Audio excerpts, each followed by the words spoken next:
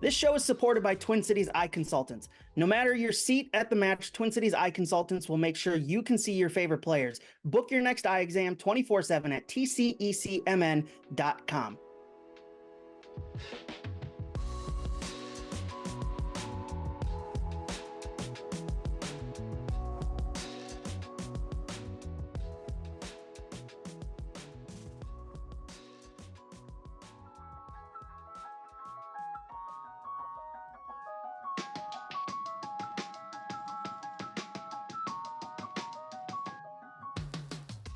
Welcome in, Loons fans, to another edition of the Matchday Preview. Jonathan Harrison, you're joined once again by Manny Lagos. Manny, I'm digging the sweatshirt, wearing the Unreal branding. Love it. That is a sweet sweatshirt that I'm jealous that I did not get to be able to snag one at Allianz Field because the lines were too long, had a long broadcast, but I'm jealous. But how are you today? I'm good. Yes, I wore this specifically to plug how cool, this side of our business, the branding never gets enough credit. They do an amazing job. Obviously, we had the Heritage kit last year. We had the good deal with Cutter and Buck for some cool gear. La Familia was a local skateboard shop. I love that. This one's really cool. Unreal, a brand everybody loves. It's getting bigger and bigger, blowing up. I think it just dropped the hat and sweatshirts. I wore this so I could tell the story about, we hadn't dropped this yet. And when James was signed, we took him to a Timberwolves game and he wore it. Yeah. It got like millions of likes and everybody kind of like, where is that? Where can I get that? So you're right. The hype for this one was big and real. And yeah, happy to wear it and plug it. I'm sure it'll drop again and you'll be able to get it. That's my goal, I believe. So yeah. Yeah, I saw when James wore it. I'm like, that is a really nice looking sweatshirt. I want it. I imagine that'll be dropped soon. And I did not get in on the online sale or the Allianz Field sale in time. I did, however, and this is starting to release. This isn't affiliated or connected with the team, but it is Global Soccer. So I figured I'd show you this. Love it. Let's do it. I have a World Cup Lego trophy, full size. Oh my gosh. Did you buy it that way? Or did you build it? I built it. I built this. Nice. And this is something that released. So cool. I'm just going to put that in the stadium here. So it's in the background. It definitely goes in there. That should be front and center. Look at that. Nice. Everybody who knows me knows I'm a huge Lego guy, and yeah. I saw that was released. I had to buy it, pre-ordered it, got it this week, and built it just in time so I could have it on the podcast and just sitting behind me. Absolutely love it. Let's have your cat climb on top of that too. Nope. Oh. We got the door shut, the door's locked. Cats are not getting in to break any of the Legos. I want this to be a cat show / soccer podcast. So. All right. We got plenty to discuss besides Lego, besides sweatshirts that we're wearing. Plenty happened across Major League Soccer. And the thing I want to start off with when looking back at this week, Real Salt Lake with a bunch of kids beating Seattle at home this weekend. Or what was it, last weekend? I'm looking at the schedule here. But Real Salt Lake getting game, at home. Yep. They lost away 1-0. Good. They played well though against Vancouver. Respectable loss in Vancouver, and then got some good points. Big win against Western Conference rival. Yeah, and that's kind of a statement there for Real Salt Lake. What a win it was for them. And I know everybody wants to start with the Inter Miami Orlando thing, and we'll get there. And LA Galaxy hammering Charlotte, and I'll get there certainly as well. But Real Salt Lake getting a big statement win against Seattle Sounders with a bunch of kids. I know they're missing a couple of key pieces. Diego Luna is out for a little bit, but that was a good win to get for Salt Lake early this season after what was a disappointing, rough season for them last year. Yeah, it really was. And maybe you can do a little research what I chat about. I think RSL dominates Seattle in RSL. I think this is it's like 20 years going on or something like that. This is a weird one where we'd have talked about how us going to Seattle. Well, Seattle going to RSL is hard. And they got up 2-0. Sonny Dotson is off to a pretty good start, although he gave away the ball for the first goal, which really kind of got that crowd and then that young kind of roster going. So a very good win for him. Like I said, we're kind of starting to see some of the teams in the West, their rosters, and I think RSL is playing some young players that have some good energy to them that seem to kind of feel like they have a good start to the year.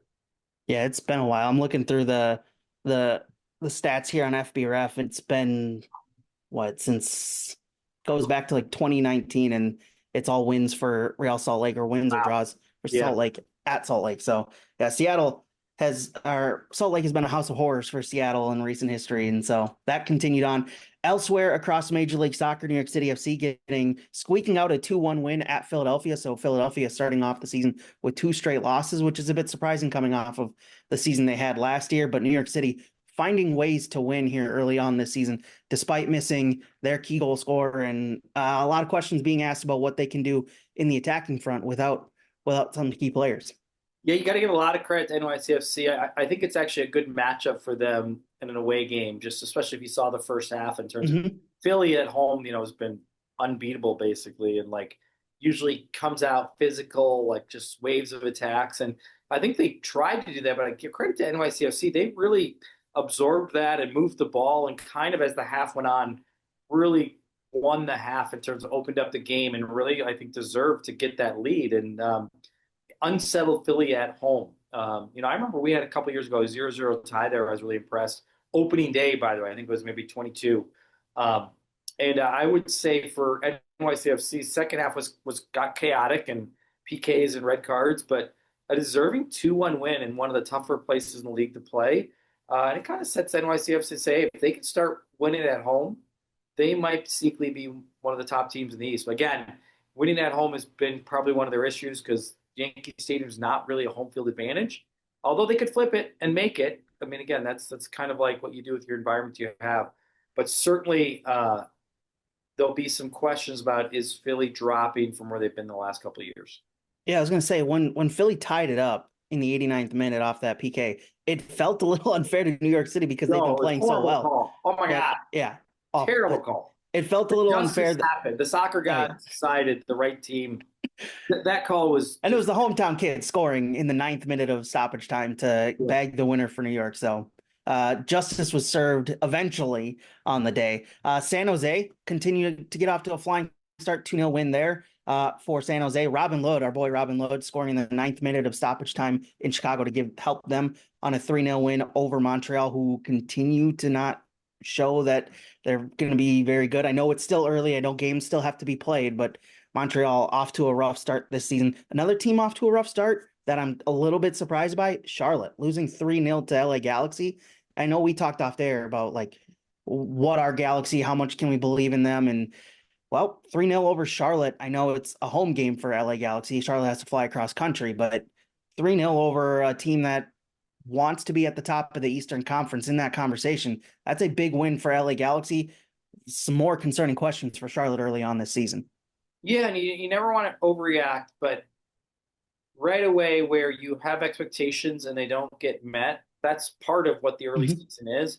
And I guarantee you locally there's going to be a lot of questions about really Charlotte's kind of hunger to compete. And that is not nice of me to say. I get it. I hope I don't upset too many Charlotte internal or external staff or fans, but it just felt like it was one of those games where I think there'll be some internal conversations about individual guys and their commitment to the group, which is not what you want early in a season. You want to absorb the wins or losses and kind of learn from it, but when you feel like effort might be an issue so early, that's something they got to.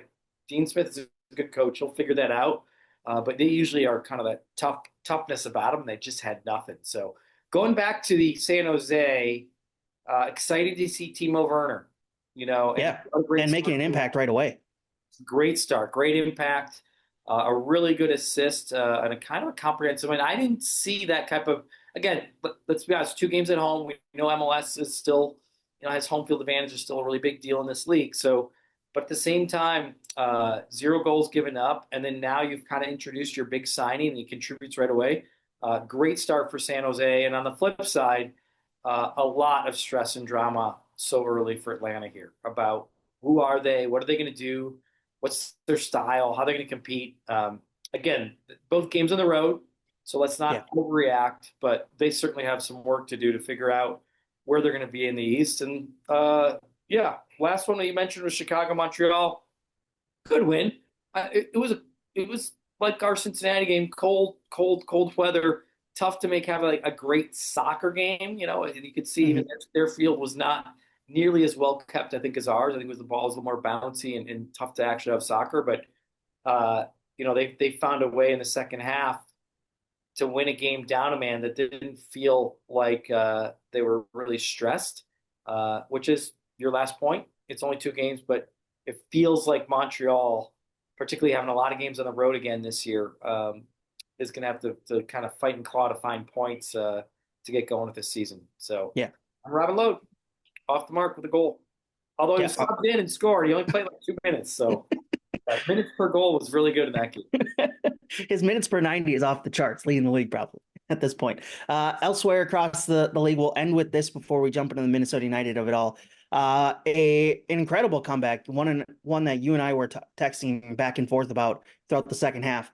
Miami coming back from an 0-2 deficit in the second half. And I mean, getting off the score sheet in the second half right away kind of set the tone for what that second half would look like. Orlando really they started off great. That first half was outstanding by them, but the second half, once they let that goal in, it felt a little bit chaotic. It felt a little bit like they just didn't have an answer and a response for Miami throughout the second 45. Yeah, tale of two halves.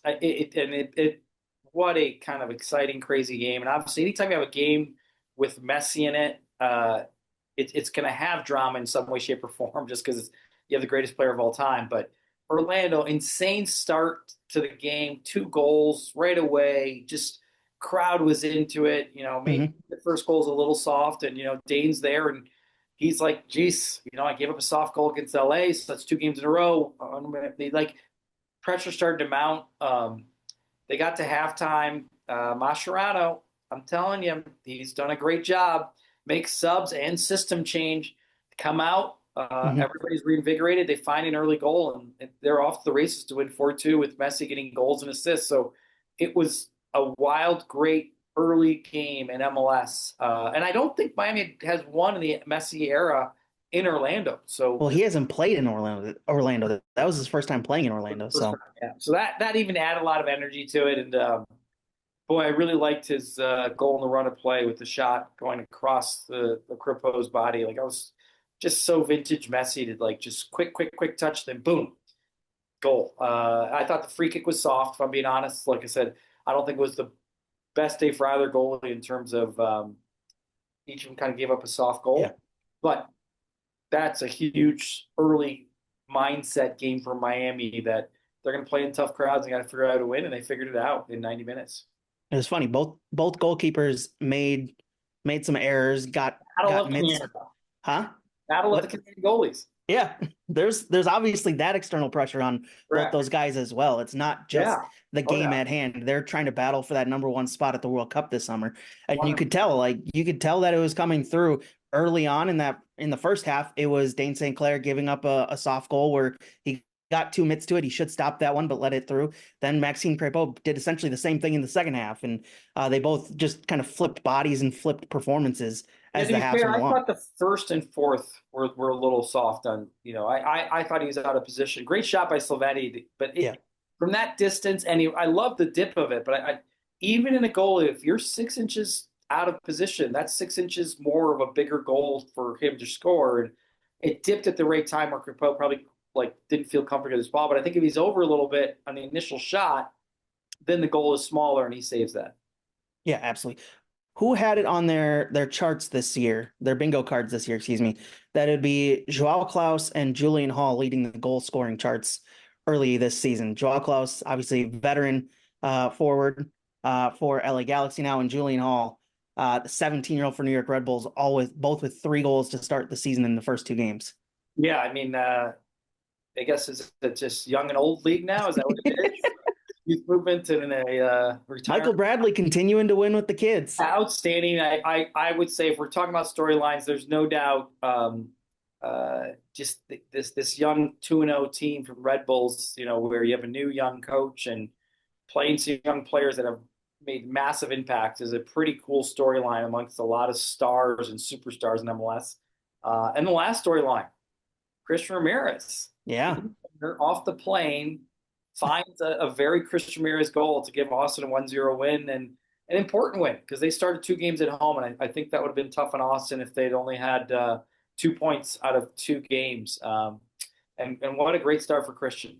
Come in there again. He is that kind Signs of on guy. what, Friday, and then bags the goal on Saturday or Sunday? That's exactly right. Basically off the plane. And it's a very crisp. He's really effective at finding places to be Mhm. in chaos and find a way to calmly finish. And great start for him. Great start in his new team. Yeah, absolutely. Good start for him. Excited to see him in a new location and see what he can do there. Let's jump into the Minnesota United of all. Let's jump into the recap. Minnesota United 1-0 win over FC Cincinnati that started off, and we can talk about how the weather impacted this game because it certainly had an impact on how it played. But it started off with FC Cincinnati really pinning back the Loons, but the Loons just found a way to weather the storm and get out of it without allowing a goal. And then they kind of took over from there after the 30th minute mark. It felt like the Loons really started to get control of the match, and they didn't really relent that control until late on in the match when they were just trying to see out the win. Yeah, I really think it's a nice reminder, and leaving the stadium just so happy about a first opening day against a really good team, and really having to figure out a way to play well and deserve to win the game. And I really think that game opened up with Cincinnati kind of saying, hey, we've been one of the best teams in the league the last 3 years. We're Mm-hmm. physical, we're tough, we move the ball, and that's part of soccer. Is they came at us, and we had to absorb, and we had to figure out how to kind of fight and battle and kind of win some field space, win some time to like breathe a little bit. And I thought they did a great job early on. I did like how I can't really think of crazy great chances they had in that early spell. I Right. remember a lot of set pieces. I remember how struggling getting out. But I also remember about that 25th minute, like you said, maybe 30th, but we started winning 50-50s, 40-40s. You mentioned the weather. It's a cold day.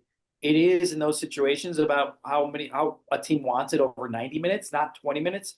And I just thought we had individually had some guys, progress the ball in a way that was like, yeah, it's cold, guys, but we got to start getting into guys. We got to start winning the ball in good spots and just battling. And I think Cincinnati wasn't ready for that. They were thinking like, okay, 25 minutes, now you guys will just sit back and let us kind of attack for 90 minutes. And it just shifted. And the rest of the game, you felt it. Great job by the group. And once we got the goal, we shifted a little bit more defensively, but we still gave them a little bit. We'll go forward if we have to. Yeah, absolutely. And that's the cold impact of the game. You could see it when there was goal kicks or long kicks. The ball just kind of died in the air. And we on the radio broadcast, we talked with Zarek about it at halftime. He joins us at halftime for the home broadcast, and we asked him what the message was. And he goes, just put everything you have into the ball because it's not going to fly very far in the air because it's like a rock going through the air. And the cold weather was certainly having an impact on how the game was played. In that aspect of it, Minnesota seemed to adjust a little bit better than Cincinnati did. And yeah, there was a couple of big standout performances. And for me, Kelvin Yeboah, the standout performer of the day. I mean, when we talk about when the game started to shift in Minnesota's favor, it was because Yeboah was making these runs between the center backs for Cincinnati. And what was it, 30, 35 minutes? He was an absolute menace. His Loons teammates were finding him time and time again, making these runs, feeding the ball into him. He just couldn't find a way to get a good final touch on it. Ends up doing that later on in the match on a nice rebound effort from him. But there was a portion of time there early on when the Loons started to shift the momentum in their favor. It was because Yeboah was making these really incredibly dangerous runs, and he started off the season in incredible form, incredibly lively, and it looks like the evolution of playing more on the front foot for Minnesota has been a real breath of fresh air for Yeboah of all people. Oh, I mean, 2 games, 2 goals, battling, working hard, doing little things. Again, I thought it got him a little bit of time, like the whole group to get going, to really start to understand that you might not win the battles against Miles Robinson and who's the other big guy back there? Their cult hero. Nick Hagland. Nick Hagland very much, but just doing that allows, Pereira and Trapp and Triantis to battle and win second balls. So to me, once he really got warmed up, outstanding game. Outstanding game. Like I said, 2 goals and really battled. One of my favorite things about today, and you kind of already ruined it, but like I think this was a game where you walk off the field and you get to debate who the man of the match is. Yeah. And it's not just 2 people. It's not just 3. I think it's 4 or 5. And I mean, if you go to 11, I'm like, guys, you're ridiculous. but it's rare that you go 4 or 5 deep where it's like fair. That's a fair debate, and I can't argue it. So I really liked that. You've already said Kelvin Yeboah is in that list. Give me your other guys in that list, and basically I'll tell you if you're right or wrong. But yes, tell me who you think also was man. Drake Callender should be up there. 4 saves, 4 big saves on the evening. He was Yeah, incredible. anything have a Came up with shutout too. Drake's in there for sure. Yep. clean sheet, first clean sheet, and first the home debut for him at Allianz Field, and he comes up with a huge performance. For me, a guy I talked about last week, Thomas Shankalai, he continues to impress with his work rate, his ability to just kind of stick himself into rough situations, and his ability to find a really good pass. Has been fun to see. He'll get on the score sheet eventually. He's not on there yet, but he has been incredible and fun to watch for me. Even that counterattack in the second half was so important. And seeing that first touch, he wasn't the fastest guy in that foot race, but his first. No, and you could tell he was gassed too. He was out of. Oh yeah, out of energy. Post shot led to a corner, got us to breathe. Yeah, I agree. He's in that list. So yeah, and because of that kind of counterattack and getting the corner kick, it took some pressure off the defense, which had been under a bit of pressure as Cincinnati were pushing late, trying to score an equalizer. And just that run by him, I know he didn't have the most energy in the world after running himself ragged for 90 minutes. He found a way to just kind of eat up some time for Minnesota, which is key. He certainly has some danger to him in terms of he wants to get forward, he wants to add more numbers forward. I think he's going to continue to develop a rapport with Joaquin. And there's no doubt there's a little more risk reward to him in terms of his touches being a little bit more like, if we get the ball here and I get here, we'll break them down and get a chance. So yeah, I think he had a really good game, and I think there's a lot more growth in him with this roster, and particularly I think him and Joaquin have some exciting months ahead together, because I think they'll only get to know each other better. I think that partnership is going to be really fun to watch evolve and grow throughout the season. I'm excited to see how James Rodriguez fits into all of that, and how the attack looks when you put a player of his caliber into what this attack has already shown in these first 2 games. Elsewhere for me, I would say on the defensive end, outside of Drake Callender, maybe more Duggan again. He had another good game coming up big. I mean, there was a couple early chances that he let slip because Cincinnati were just kind of all over everybody early on, but he kind of grew into the game for me and really stepped up when Michael Boxall exited the game as pretty much the only true center back on the field outside of Jefferson Diaz, who was playing right back at the time. But I liked what Morris Duggan did again on Saturday. I like it, Jonathan. You're not only are you spot on, probably the number one guy that you could fight to say really was the man of the match, in terms of just think about in those first 25 minutes when we started to win battles. He started to progress the ball by dribbling and passing out. He had a couple great 1v1 tackles to stop huge transition moments. Did not put a foot wrong, drew a yellow card when he felt like there was going to be a transition move for Cincinnati. So overall, amazing performance. I mean, again, we're talking about a guy who scored in the first game and arguably could have been the man of the match in the second game. You as a fan of our defensive depth, and then we have Morris looking the way he's looked in these first 2 games against a team like Cincinnati, dealing with some really high-end level forwards. I can't say enough. I'm blown away. I'm not just the size, the strength he showed, just the composure, the movement of the ball. You know what it is for me? Really close to a world-class performance, if I'm being honest.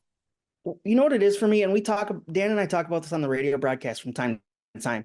He has a lot of Michael Boxall qualities to him as a center back. I mean, he's got the size. He goes on these, as you said, he's great in the 1v1s. He's really solid defensively. But he does these things that Michael Boxall did back in, I think 2020, 2019, where he'll get the ball and he'll just progress it forward. He'll go on these long gallivanting runs up the field, just progressing the ball himself up the field as defender, or as the opponent just kind of look at him like, I don't want to step in front of that guy. That guy's too big. I'm not going to get in front of that freight train while he's moving down the field. And he'll just get the ball upfield and get it and relieve some pressure defensively. He's got a lot of Michael Boxall qualities. And when you're looking forward into the long-term future, as we talk about Michael Boxall's age, you understand time is going to win every single time. And there's obviously that question of how long Michael Boxall will go forward. But if you have Morris Duggan, who's progressing and developing like he is, and he has a lot of these qualities, he can really be a cornerstone defender for this team for a very, very long time going into the future. Oh, for sure. I mean, I smiled a little bit because the way you kind of made that comparison, it reminded me of the game when the sea parted for Moses when Michael Box was playing San Jose and they were doing man defense, and he just ran and nobody kept with him, and he just kept That throwing. happened a couple times against San Oh yeah, Jose. oh yeah. There was a couple years there in the not Almeida, Yeah, it Mateus. was Matias Almeida. Yes, Yeah, when he Almeida. did the man for man marking across the field. Man marking. Yeah, that's right. So I completely agree. I would even throw in a level of passing that isn't quite as progressive in terms of a comfort level of Michael Boxall's, which is normal when you're a younger player and you've grown up a little bit more used to actually breaking Mhm. lines by passing. Essentially, I think Dugan looks to try to find Yeboah's feet, try to find Pereira's, as opposed to just going wide with it. He's looking to really allow us to progress the ball and break lines in a way that I haven't seen a defender like that at that level do that yet. So again, it's an early year and a half sample size, but it was world class game in my opinion defensively for him this weekend. Yeah. So Who else is on the list for you? the last one is Joaquin Pereira. I thought his dual work rate, and really it's a little bit like what I mentioned. I felt like Morris after 25 minutes is like, I got to start winning some battles and moving the ball and running with it just to let Cincinnati know that this year we're not going to just sit at the 18 and defend, and then we're going to start moving the ball. We're going to start winning a little bit higher up the field. I thought Joaquin was so good two ways. His touches really unsettled them sometimes, along with Kelvin in that first half, started to create some good space and chances. And then the second half, he didn't die down. His work rate just picked up. Like it almost felt like he was insanely fit to go and close down their defenders and allow them not to be comfortable moving the ball and winning a couple balls off of tackles in the middle of the field. So he was another one I would very quickly say, yeah, could have been man of the match easily. Just from that, his two-way work rate was outstanding. I don't want to be completely positive because I mean Oh there yeah. are some things that need some criticism and some work on. So on the flip side, who from the first 2 weeks do you want to see? Do you need to see more from? Well, the positive part of it is it's not more fun because I think there's little moments in both games where Bongi's been very good, and in fact, even this game, he made some really smart runs that he didn't get the ball, but that actually pushed Cincinnati's defense back from outside to in, which I think the staff is working a little bit more on offensive patterns of play, which gets excited for me to watch because I think that's when Bongi's going to start to get excited if he's playing in more of an offensive position now to remind Mhm. himself of those kind of movements to get the balls in good spaces. So I think he's somebody that for me has progressed from game 1 to 2. A little bit like Triantis. It hasn't been 90-minute performance yet, but from game 1 to game 2, I saw some really good movements and play out of him in a way that you didn't. And then my other guy that I would be fair for saying is man of the match is Will Trapp, just because now it's been 2 games where he's been spot on, smart, good with the ball, not allowing a lot of transition moments. Different. Well, I think Will Trapp's had 2 complete games. Triantis and Bongi have gotten better from game 1 to 2, and in a way that it's directly to get better. Anthony's been solid and still is trying to, it's a back four now. It's tough. Mhm. Uh, there's a lot of pressure on Diaz and Anthony to provide in the offense while keep our defensive shape, which is going to take some time, I think, for Anthony to grow into the level he had last year. And certainly, Diaz and DJ did a great job defensively. Both to me were shut guys down who were very good. Jaden Nelson in week 1, and Yep. Diaz just dealing with a very high level attack. And his athleticism, I thought, did help. I thought we looked really sharp, and our shape and organization was outstanding. And really, like, the old school soccer in me, and this would go back to Bud Lagos days, there's nothing like a 1-0 win. I mean, you're walking off the field with it's 11 guys, with 11 guys plus subs, just shutting down a high Yeah. power offensive team for 90 plus minutes, well, actually 100 plus minutes this game, where you really didn't see a lot of dangerous chances overall. Super impressive. Yeah, and I think that's the thing when you go back and look at, I know the social media team, they put out a highlight reel of Drake saves, and you look at them and like a lot of them are just kind of falling right to his mitts. I mean, he's in the right spot. He has to be in the right spot for sure, but there wasn't a whole lot of dangerous opportunities for Cincinnati on the evening, and that that's really like that just speaks to how good he is at being in the right spot, but also how good the defense in front of him and the midfielders in front of him were at really closing down the opportunities that Cincinnati wanted to have throughout that match. I think The one I really liked though was that he had a quick little reflex save in that second half where he had to go to yeah. his left to get down quick, and it showed some. It Mhm. showed it. He seems like this calm persona. Next thing you know, he's got that was a really good save. That was Yeah. like for me the biggest save from the game. Yeah, and just keeping Cincinnati off the score sheet when they have the attacking numbers and they have the attacking prowess that they do have. I know they were without Evander on the afternoon, but still, I mean, you have Kevin Denke who scored what 15 goals last year, 19 goals last year. He was incredible last year. So they do have attacking talent up there, and Minnesota were able to shut them down on on the day. Elsewhere across Minnesota United, anything else that stuck out to you in this match that we haven't hit on yet? Yeah, I mean, I'm gonna go back to the vibe of it. It's the the the game for me always feels bigger when it's a home opener, Hmm. and then it becomes a home opener against a really good team in the league, and then it comes to the fact that it was the coldest game we ever played as Manchester United at Allianz Field, and then it goes to just the emotion of the last couple months and how we had a fan base that put up a really cool tifo. We Hmm. had a fan base that and club that tried to honor just emotional challenges that our community has gone through, and like in a way that I felt like honored a lot of people trying to deal with a really tough situation, and our community going through a really tough situation. And that all added to me in the way that once the game started, it was about the game because I think we all wanted it to that. We needed that break. I think our Yeah. community, it just felt really special when I left the stadium, meaning that like the fans were so into the game and us winning. That's what it was about. And I hope that's what we do for our community, our fans, is we give them a break from bigger picture stuff and bigger challenges which are out there. And part of our goal is to unite people by just coming and breathing and enjoying the team in this amazing stadium. And I just felt that. It just was amazing. I mean, and that energy that they put in the team in the second half, and our staff really made some big tackle decisions to go to the five in the back and to go to 5-4-1, and how Cam and the staff were subbing guys. I just thought the crowd was ready and wanted us to have a home opener win, and everybody did their part.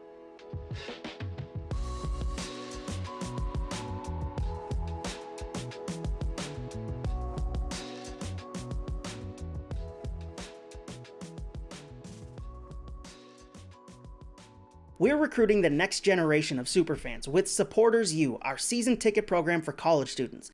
For just $299, you'll get a season-long place in the supporters section, full season ticket member benefits, and an unforgettable experience. Learn more at MNUFC.com.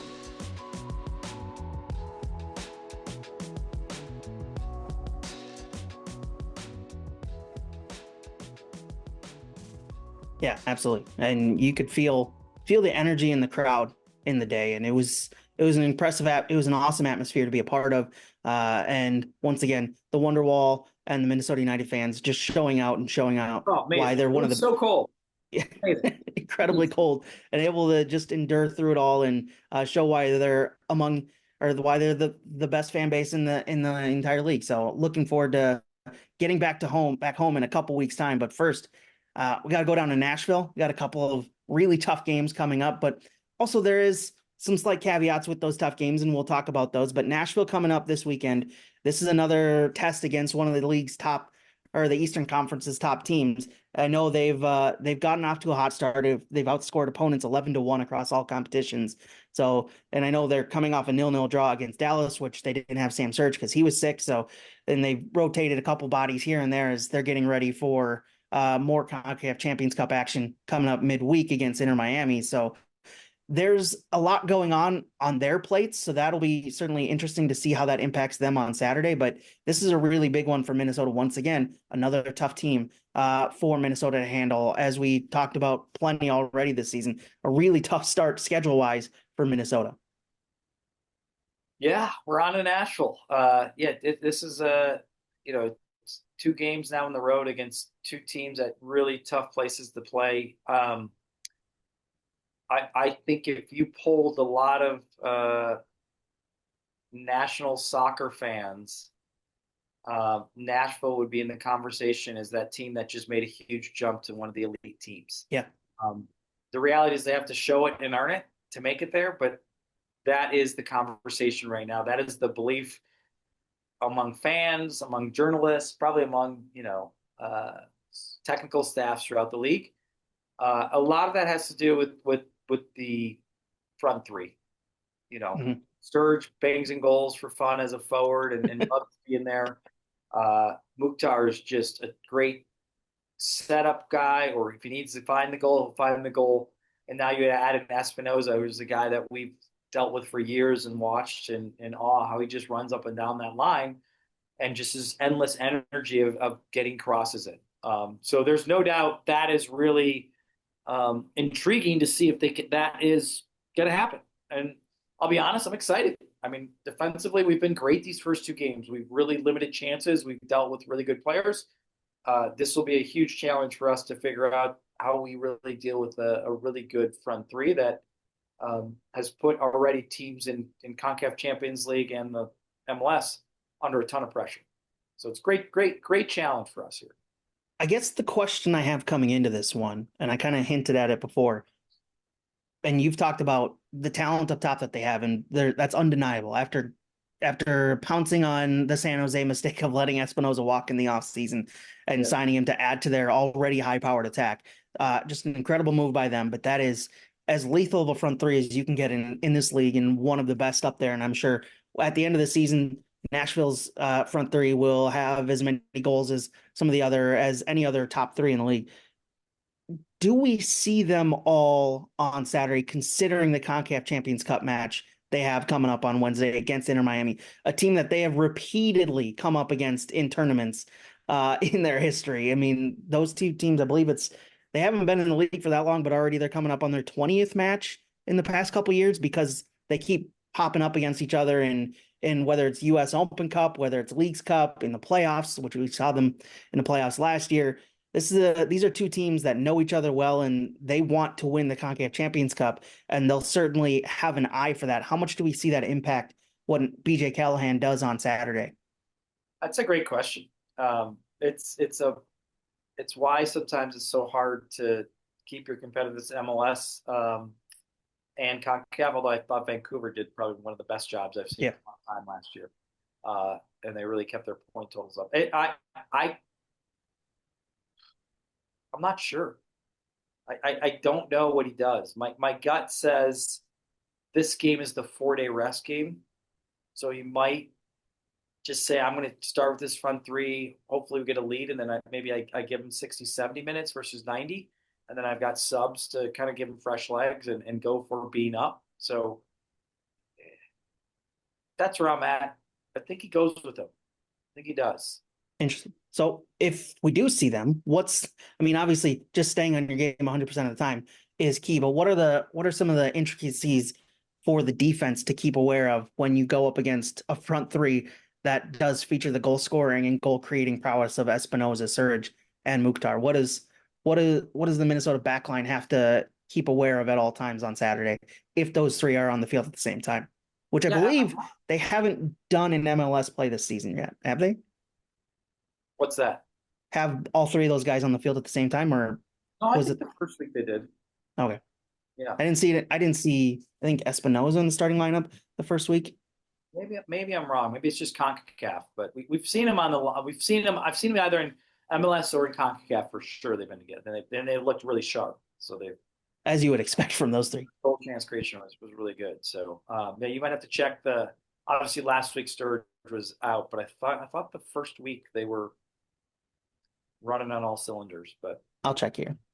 As you check, funny enough, instead of talking about how we deal with the three, which I'll do in a second. Oh, they started the New England game. Yeah. Thank you. I just forgot. No worries. They look good. That's why I brought it up. It's one of those ones where I do feel Surge back to brace. Yeah.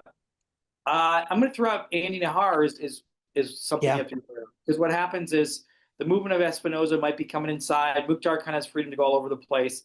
Again, Sturridge is going to, if we're playing with the back four, that means he's going to try to be on the front shoulder of either Box or Dugan or whoever's in there. I don't know the lineup. So, Yeah. but that means guys like Nahar really like getting forward and finding space when those guys are movement, and we have to track them.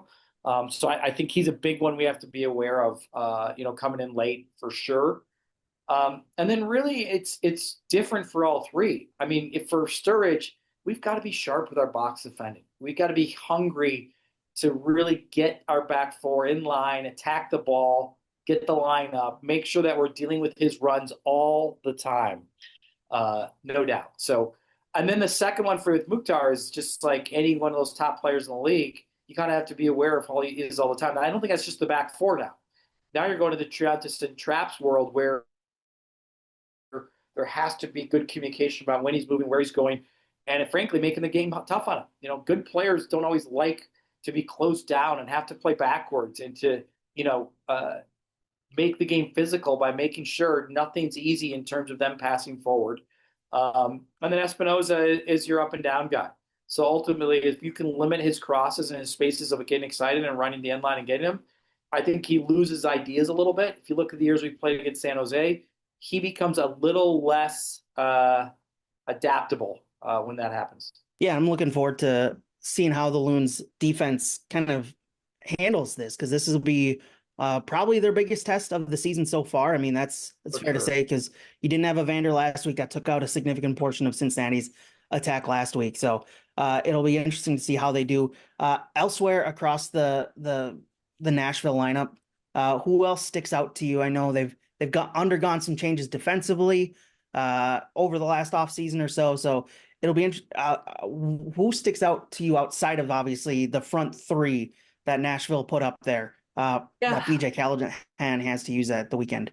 Yeah, I mentioned to you, Nahar and Lovitz end up playing big roles because they get forward. Traditionally they play like a 4-3-3, and Mukhtar has free reign offensively, but they expect their outside backs to contribute and get forward. I don't feel like Tag Seth is a huge worry offensively, but he's somebody that tries to win the midfield battle through passing and really kind of tempo setting. And again, I'm excited because I feel like Trapp has had two really good games, and Triantis has just looked better each game. So I feel like their quality is getting better and better. And then you add in essentially sometimes when Joaquin and Chanclay come in, it's almost like that box midfield. So I'm excited to see if we can win that midfield battle. And that's to me where maybe they're still trying to figure out who they are in terms of like how those guys play with the offensive guys and how they deal with transition moments and not getting too wide open.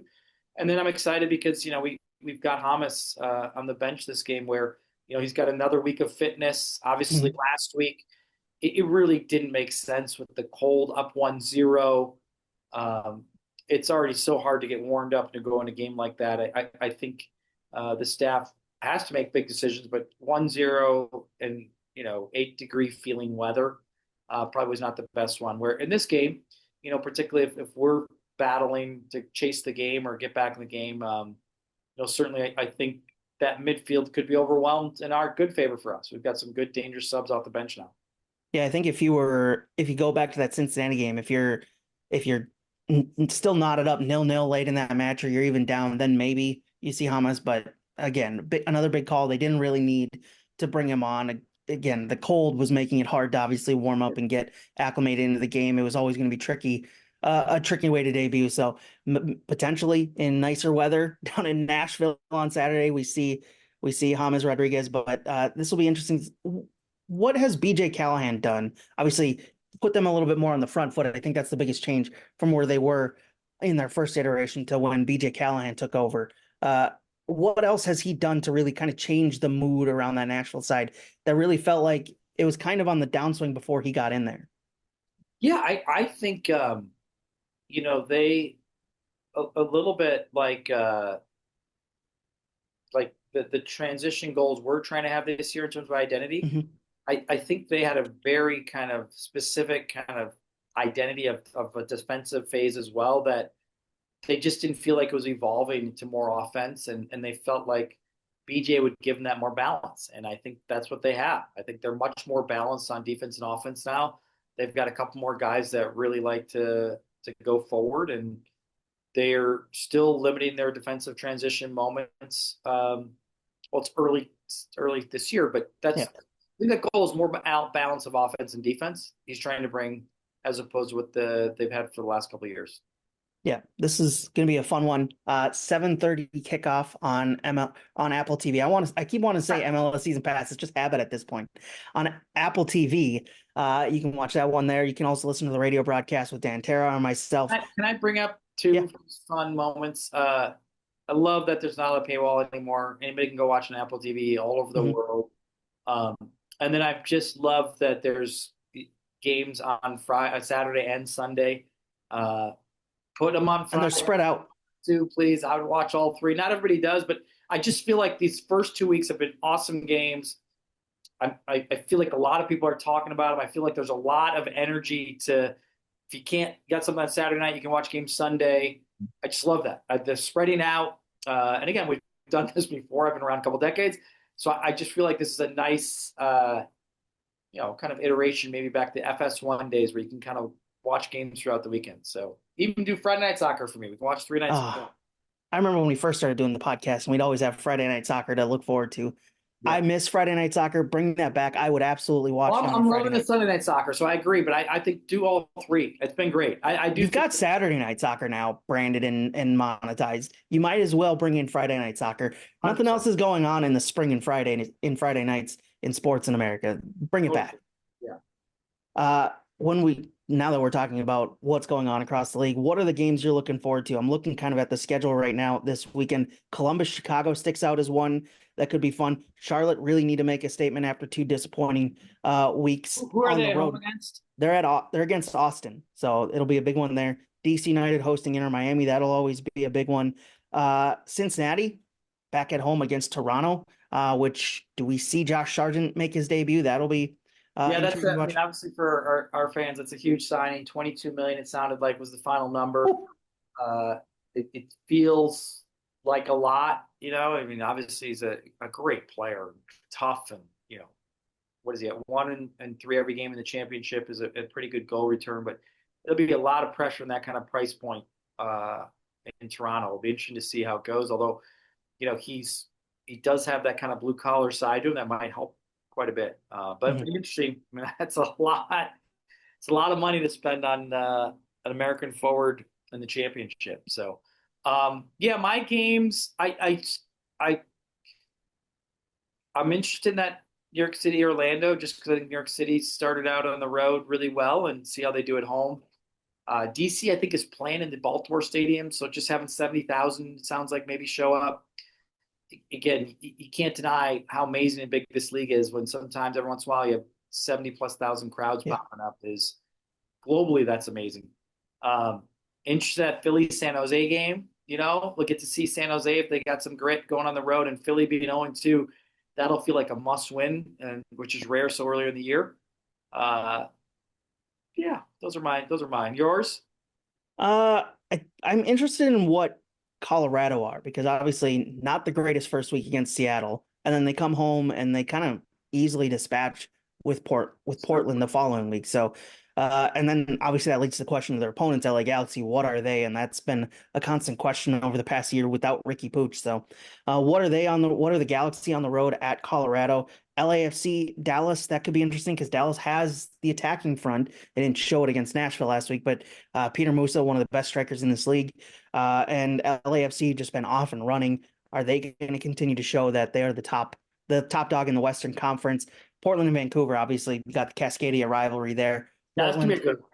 Portland have been a little bit questionable early on. Obviously, losing last week as easily as they did to Colorado will leave a sour taste in their mouth. They'll want to respond against the Vancouver side that have been pretty good this season already and showing that they're right up there with the rest of them in the West. Yeah, I think we've named every match though. So I know. Well, that's just because, like I said, and what's weird is like we didn't name Atlanta, which is like when you're 0-2 going back home. Gosh, there's a lot of pressure on your fan base, like I said, and just like, again, I still think you learn a lot about your team, and losing your first 3 or 4 games isn't the end of the world. That's what I love about this league, but it's also you're starting to now have to really work on not allowing your team to just go down a hole of losing confidence. And that's your team, that's your fans, that's the process you're trying to do. That's as a new head coach, new head coach would say. Like it's a big early game for that fan base to start to believe that things are starting to shift there. Yeah, this will be a really fun weekend of soccer as we continue to see things and how storylines develop here over the opening weeks of Major League Soccer. Looking forward to it. Manny, looking forward to coming back and talking about a Vancouver matchup. Redoing that one next week. We're talking in this kind of energy vibe because I felt that when we left that stadium, it was a great opening day. I mean, it just couldn't. Again, like I know we say this all the time, but it was freaking cold. Yeah. Opening day, fans showed up, team showed up. I mean, it's surreal. Like again, I another year and just another amazing moment at the stadium to kick off the year. Absolutely. Fans showed out, team showed out. It was a really fun way to open the season. We'll have to go on the road for a couple weeks before we return to take on Seattle in a couple weeks' time, which that will certainly have a lot of its own storylines as well. Looking forward to that, but looking forward to breaking down this Nashville match coming up this weekend. Looking forward to the broadcast as well. You can join Dan Terra and myself on 1500 ESPN and the Score North mobile app, 7 p.m. pre-match show, 7:30 kickoff for that one.